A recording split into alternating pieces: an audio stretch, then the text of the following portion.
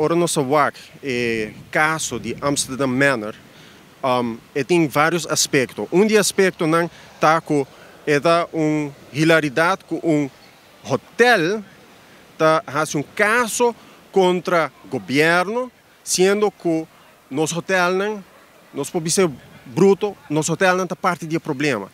Não comita contra o hotel, pero manejo sem perspectiva de futuro, de bem com mais hotel, da lo qual está assim que o nosso país vai em uma direção que nós temos mau manejo de desperdício, que tem consequências sociais sobre o tipo de salário que a indústria aqui está generando, nota é salário de mais alto. Outro problema está, ora que tipo de trabalho que a indústria aqui está generando, nota é trabalho que traz mais estabilidade para a tata de família, para a mama de família.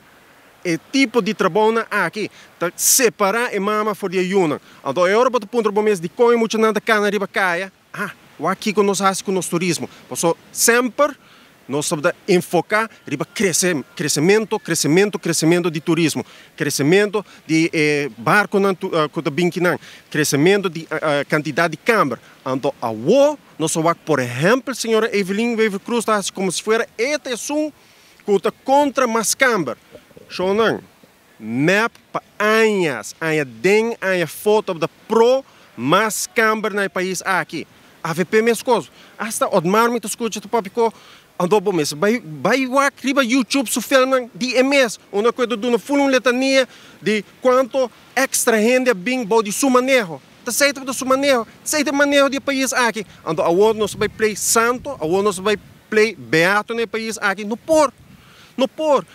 A realidade do país aqui está que desde 1986 nós governar com visão a curto prazo. Nunca nós não governar com visão a largo prazo. E também essa nota cambia, o país aqui não cambia. Também essa nota cambia, como cidadão quer depender de um governo que te donava migarra, mientras que não clique mesmo, tem placa. Mientras que não favorecer, é uma que está cerca de nós.